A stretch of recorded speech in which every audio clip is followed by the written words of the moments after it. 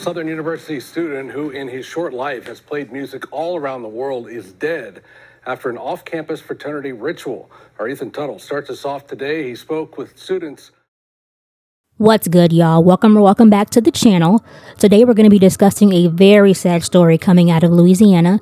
A 20-year-old student by the name of Caleb Wilson at Southern University lost his life while pledging Omega Psi Phi Fraternity Incorporated. Since the story has made its rounds, it's leading to a much bigger conversation. So we're going to go ahead and watch the news broadcast story and see what the internet streets are saying about it. Let's jump in and see what's up.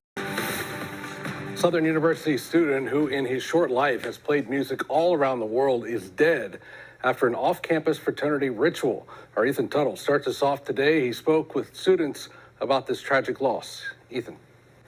Yeah, that's right. The Jaguar family is heartbroken today, Greg. Caleb Wilson, a member of the Human Jukebox, was in the middle of what a source tells us was a fraternity ritual off campus when he suddenly collapsed early this morning.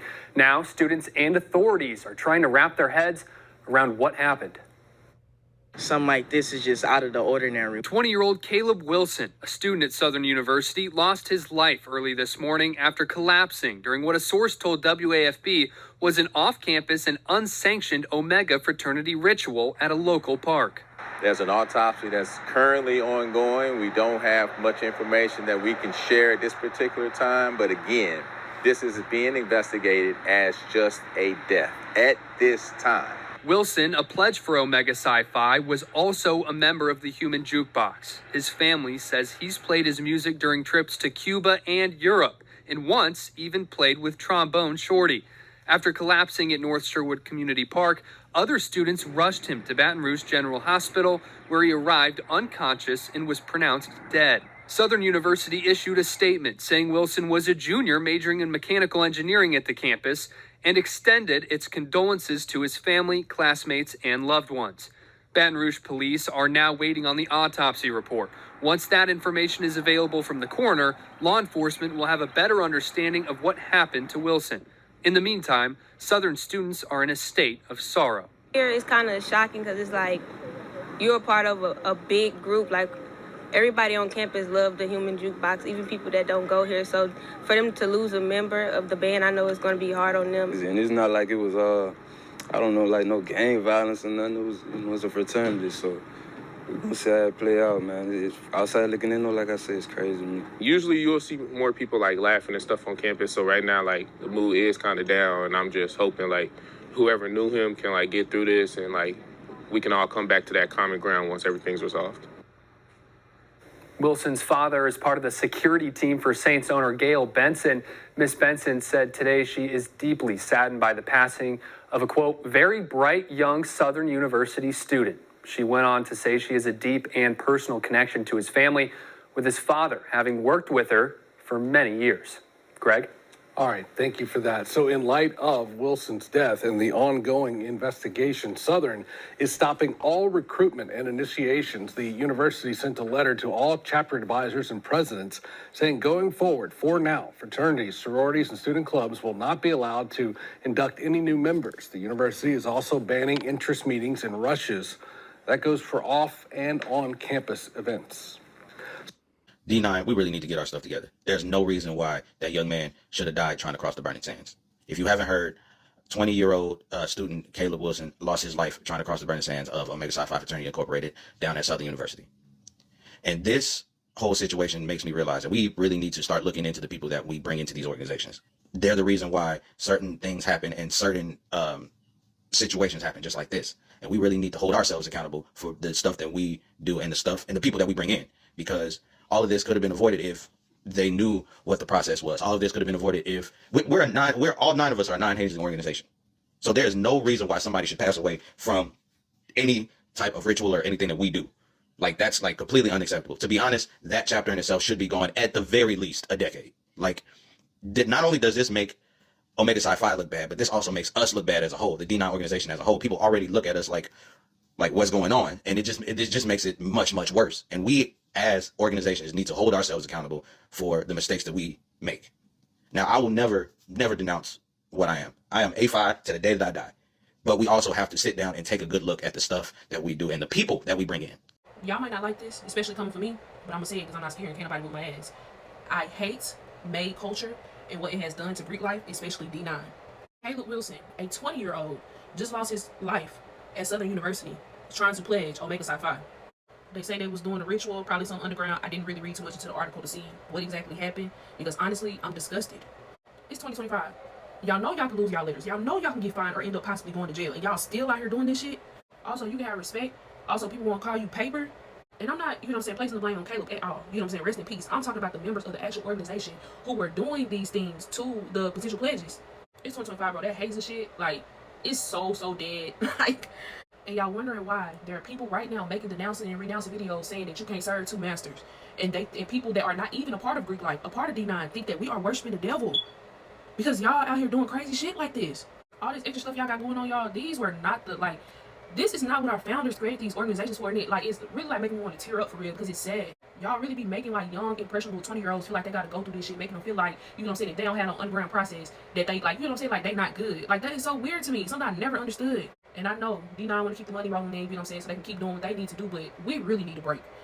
We need to focus on the members that we already have and clean up house. Point blank in the period. All right. I think it would be very inappropriate for me to not discuss what just happened at Southern University and Omega Psi Phi as a member of the Divine Nine myself. And this is just a very tragic situation. No one needs to die for anyone's letters or anything of the like. This death is completely senseless, and it was completely avoidable for the things that I'm about to discuss. For starters, the paper versus made conversation, I think, is a major implication of how this even happened in the first place. The importance of someone having, a process in and of itself, I think that has taken the importance of learning the actual histories and the functions of our respective organizations. And clearly that is lost, and that is starting to become a more foreign concept for a lot of chapters and organizations as a whole. And to be quite frank, that is really sad. And in my opinion, as an advisor, really pathetic. So it's on us as prophytes to teach our neos the proper way to function, and then bring in other people as well. And it does not involve beating the shit out of people or making them do God knows what in order to join an organization.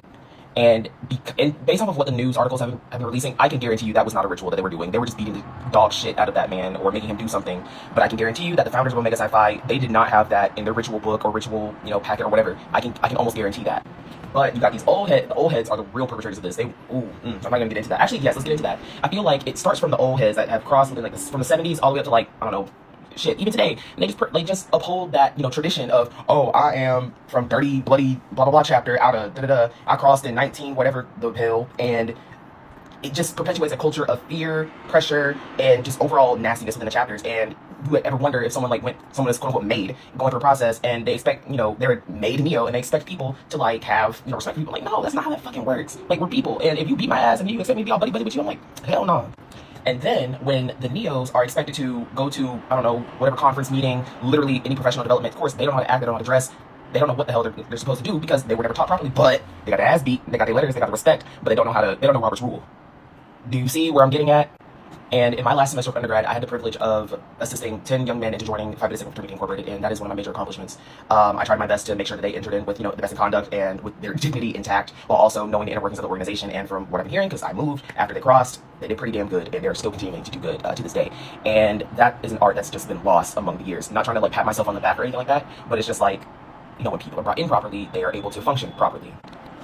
And just to say it out loud, our organizations were made to enhance the community, not to tear each other down, especially ourselves. This is truly sad. It's disgusting. And to be quite frank, no one needs to get their ass beat just to get some letters. Why would you want to get your ass beat or doing A, B, C, D, E, F, G under the sun just to service your community? That's not how life works at all. And for someone to die because of this, it's fucking ridiculous. And you also have these people who are renouncing and denouncing their letters because they think that the organization is so important and above, God in this case. And, people on the outside, they see how. Nothing on this planet is worth you getting your ass beat over. Well, this one and the next, I'm not getting my ass beat for nobody. And I do not blame Caleb for this at all. I don't blame him at all. That was the point of the intake team, to make sure that they are following due process. And I can almost guarantee, I'm not a member of Omega Psi Phi, but I can almost guarantee you, hands were not supposed to be laid on no damn body. I can guarantee that. And it's so sad. And I know that I am a relatively new member. Well, I'm not new. I crossed fall in 19. But just seeing the progression of how Greek life is just becoming more abridged, than it needed to be, and as opposed to what it was in the early 1900s when our organizations were founded in the first place. We have lost the plot 100-something years later. We've clearly lost the plot. And personally, and normally I wouldn't even be saying this publicly, I'd keep it in closed doors amongst the D9, but we need to go on a moratorium, at least 2 years. We need to rehash, regroup for a lot of things, but especially things like this. We just need to just cut it off. No new members. Let's focus on the people we do have. And honestly, we need to start a vetting process to kicking people out straight up, because there are bad apples, bad seeds, like, this Omega Psi Phi chapter right here that are causing active harm to the community, people that we're trying to bring in, and people that we're trying to assist. And if I'm being quite frank, it's fucking disgusting. It's pathetic as hell, and it just needs to change. All in all, that Q chapter at Southern gotta go and never come back. It's gotta go, and it never needs to come back, ever. And I'm not gonna single out a single organization, but there are multiple chapters across this world, essentially. We're international organizations. There are a lot of chapters of some different organizations that just need to go and never come back. Point blank. And they never need to be rechartered. And those people that were perpetrators, they need to be kicked out, jailed. Hey, they need to be jailed. They need to be in prison, throw away the key. And yeah, and for the rest of us in the D9, we need to go in a moratorium collectively. Just regroup and just be better. We've lost the plot from the founders. We have lost our plot. We lost our purpose, and we lost our way. And that's just my opinion, just coming from a Sigma who's almost 6 years in. All right, bye. Okay, y'all got my video taken down. We're gonna do this shit again. Rest in peace to Caleb Wilson, who lost his life tragically this morning. Caleb was a member of the Human Jukebox at Southern University. He was also pledging Omega Psi Phi. Now, early Thursday morning, Caleb was performing a ritual where he had to stand with his back against a wall. Caleb lost consciousness and was rushed to the hospital by his friend. Unfortunately, Caleb did not make it. At the age of 20, he lost his life. I'm going to say this. Caleb may have had an underlying medical issue that may have been triggered while he was doing this pledging ritual. But we're not going to sit here and pretend that people have not lost their lives pledging black fraternities and white fraternities. So how far does pledging go? And we're not going to play stupid. We all know when you go and you pledge a Divine Nine, you're going to be hazed in some way, form, or fashion. If you go to an HBCU band, you're going to be hazed in some form, or fashion. Hell, I danced for an HBCU. I was hazed, but not to the point where I lost my life. And what I am going to say is Omega's going to have to answer to that boy's parents. They're also going to have to answer to the police and the school. How far does pledging go? And if Caleb happened to have an underlying issue that may have been triggered during that damn pledge ritual, it's still not going to make a difference. Omega Psi Phi is still going to be held responsible. And not just them. They're going to look at the whole Divine Nine. Y'all know when they look at y'all as one. So once again, I am sorry for this young man losing his life. I hope and pray that the fraternity is not going to be held responsible, and maybe it was an underlying health issue. But if it wasn't, they need to start questioning these hazing rituals. How far is too fucking far? Pledging is not hazing. Pledging is not hazing. Pledging is not hazing. If you don't know the difference, this conversation is not for you. You can go ahead and see your way out to the exit over there. If you're Greek and you don't know the difference, you probably had a trash-ass process with trash-ass profiles who didn't teach you nothing and hazed you every night. This conversation ain't for you either. For those of you that know the difference and you know that pledging is not hazing, walk with me. I'm changing subjects. I'm turning the page. Let's chat. Here's the difference. There will be physical challenges. There will be mental challenges. But there will also be teaching. There will be learning. There will be nurturing. There will be bonding. There will be love, leadership, guidance. I was made by some of the most amazing women who knew what they were doing and did a good job making me. You know what's fascinating to me, though? Some of the biggest hazers are people who have never had a finger laid on them ever in their lives. Clock that T. People that haze and do the most never had anybody do that to them at all. These will be the people that walk in. Do you know who I am? Do you know who my Mima is? Who my auntie is? Don't touch me. I'm not doing that. I'm not going there. Give me my pen and my ritual. I'm going to call my granny and tell her what day I'm crossing. Those people. And then the next year, when it's their turn for intake, they'll be the biggest hazers. They'll be the one wanting to be grand big sister almighty. They'll be the one asking to run set. Girl, you don't even know what set is. They'll be the ones wanting the longest greet and wanting to swing wood when nobody ever did that to you, okay? Nobody ever made you sit and watch TV. Nobody ever made you play radio. Nobody ever made you deliver coffee. Nobody ever made you make phone calls repeatedly or run upstairs or do any of those things that you're making these girls do now. Biggest hypocrites with the loudest voices. They're not teachable. They're not coachable. You can spot them a mile away. You know they wasn't made right. As soon as they open their mouth, you can tell. Somebody who was made right will act right. And that, my friends, is the difference. So when I first heard about this news story, I just felt so sick to my stomach because I'm actually a member of a Divine Nine organization. And you never want things to get this far when you're bringing in new members into the fold. And Caleb Wilson, he sounded like such a bright young guy. He was 20 years old. He was a junior. He was a mechanical engineering major. He was a part of a marching band. So it seems like he just had so much going for him. And the outpouring of love from the fellow students that I've seen online about him is just, it's really lovely to see that he was very well loved on campus. And my thoughts and prayers really do just go out to the family. But I had to go online and see what people were saying about this situation, mostly what other D9 members were saying about this situation, because a lot of the time when situations like this come up, you'll see them taking a very PR-like route and being like, you know, so-and-so Phi so-and-so is a non-hazing organization and blah, blah, blah, blah, blah. And it's like, we all know good and well, like, when you're going through your process, what really goes down. So it's always kind of like, be fucking for real. But it made me happy to see that a lot of people were, in fact, holding these organizations accountable and saying that something has to change, because it does. Pledging and hazing are, in fact, not the same thing. And there definitely is a way to have a process without things getting out of hand like this. As one of my fellow sister Greeks said in the videos, going through your process, pledging and hazing are not the same thing. Pledging is a unique experience. It's all about learning organizational history, learning chapter history, building a bond with your line brothers or sisters, going through different various situations to kind of help you think critically. And it's also a time for you to practice your coming out ceremony or your probate. It is not meant to physically and psychologically torture people. That is not the plot here. And it is not what our founders had in mind when they were organizing our orgs. Like, they were originally all for exacting change in the community through sisterhood and brotherhood, through community service, through scholarships. That is what our founders wanted to come of our organizations. Not people losing their lives. It's not about partying and strolling and all that. It is about exacting change in the community. It is about being set apart. It is about being a part of something bigger than yourself. And it's really sad that Greek life has taken this horrible, horrible turn.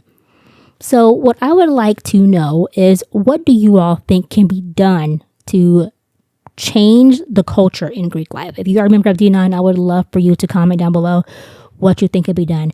Some things that were brought up when I was looking online were possibly bringing the pledging process back above ground. Because if you don't know, back in the day, pledging used to be done in the public eye on campus. You would see the pledges in their colors, in their letters, in a huge long line, performing various tasks or doing various things on campus. And it was a very public process. Everybody knew who was pledging, and it wasn't completely private like we know it to be today. And I feel like that could be an option to bring things back above ground. And it'll probably bring a new, fresh respect to these organizations, so people can see what is going down and the dedication that is really being shown and that is required to join these organizations. Other people are saying to get rid of them, get rid of undergrad chapters altogether, which I'm not sure is the right way to go, because even though we have undergrad chapters and we have graduate chapters, even these grad chapters are putting people through processes, or family members of those who are going through a grad chapter will put them through their own particular pledging process. So that really isn't the way to go about it either. And at the end of the day, none of this stuff matters. Like, I went through in spring 13, okay? None of that stuff matters outside of the four walls of your college campus. That whole made and paper thing, nobody cares when you're an adult and you're living in the real world. And I wish that these kids going through these organizations understood that. If your profites are putting you through anything that is going to put you at risk of life, walk away. It is okay to walk away. You do not have to go through this, no matter how bad you want the letters. Because at the end of the day, like I said, in the real world, it's not that big of a deal. You can always pledge a grad chapter and get in that way. Or if you want, transfer schools, pledge to another school or another school's campus and go from there. I do know that a lot of the time, when children are legacies, which means they have a parent or a family member that is also a member, they have an added pressure to join these organizations. And, when the chapter members find out they're a legacy, that sometimes they could be a little harder on them during their process. And that's not really fair either, but it is a big part of the culture. And I guess my wish for Greek life is that it can just go back to what it should have been all along, But as I said before, my thoughts are truly with Caleb Wilson and his family, and I do hope that the police are able to do a thorough investigation. I hope that his line brothers tell the truth about what happened, because there's no sense in attempting to protect the chapter. Like, the chapter is done for. I mean, at least it better be. I do hope that they just come forward and tell the truth about exactly what happened, because this family deserves answers. And from what we heard in that news broadcasting, it seems like all student organizations are kind of getting put to a halt right now on campus, and that absolutely seems like the best thing to do right now. Because let's be clear, this does not only exist within Greek life. This type of quote-unquote hazing behavior is seen in dance teams, marching bands, any type of organization you could think of, this type of behavior is going on. So I'm glad that the university has decided to put a halt to things until they can get to the bottom of the situation. And I hope and pray that NPHC really does consider possibly a moratorium so that we can just revamp Greek life as a whole, because something 100% has to change. So let me know what you all think of this situation, and I'll be back later with another What Took TikTok. See you next time. Bye-bye.